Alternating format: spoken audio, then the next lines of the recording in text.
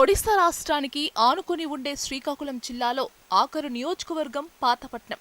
TDP తరపున ఎమ్మెల్యేగా గెలిచిన మామిడి గోవిందరావు ప్రస్తుతం ప్రాతినిధ్యం వహిస్తున్నారు. ముద్దుగా ఆయనను ఎంజీఆర్ అని పిలుస్తారు. నియోజకవర్గంలో సీనియర్లను కాదని టికెట్ సాధించారు. పార్టీ అండతో ఘన విజయం సాధించారు. గెలిచింది మొదలు నియోజకవర్గంలో సీనియర్లను పక్కన పెట్టేశారట. అక్కడికి ఆగక నియోజకవర్గంలో గ్రూప్ రాజకీయాలకు సైతం తెరలేపారట. కార్యకర్తలకు కనీస విలువ ఇవ్వటం లేదట. ఇంకా చెప్పాలంటే నియోజకవర్గంలోనే నేనే రాజు నేనే మంత్రి అన్నట్లు వ్యవహరిస్తున్నారట. దీంతో ఇలాంటి నేతల తీరు ఇప్పుడు పార్టీ పెద్దలకు తలనొప్పిగా మారిందంటున్నారు.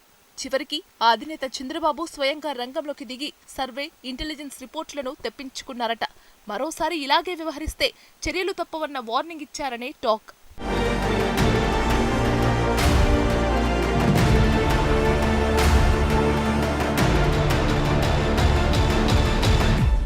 2024 ఎన్నికల్లో ఎన్డీఏతో జతకట్టిన టీడీపీ సీనియర్లను కాదని చాలా మంది కొత్త వారికి టికెట్లు కేటాయించింది. కొత్త ముఖాల గెలుపు బాధ్యతలను సీనియర్ల భుజాలపై పెట్టారు ఆ పార్టీ అధినేత చంద్రబాబు. అదే సమయంలో పార్టీ అధినేత నిర్ణయం మేరకు సీట్లు త్యాగం చేసిన వారికి పదవులు ఇస్తామని హామీ ఇచ్చారు. అయితే ఆ హామీ ఇప్పటికీ అమలు కాలేదన్న వాదన లేకపోలేదు. ఇదే సిట్టింగ్ ఎమ్మెల్యేలకు అలుసుగా మారిందట.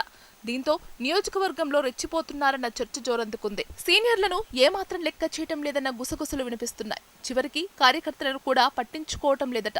ఈ విషయం తెలుసుకున్న అధినేత చంద్రబాబు ఇప్పుడు అగ్గి మీద గుగ్గిలం అవుతున్నారని టాక్. ఆ పార్టీ జాతీయ ప్రధాన కార్యదర్శి మంత్రి నారా లోకేష్ కూడా ఇప్పుడు ఇదే విషయంపై సీరియస్ గా ఉన్నారట.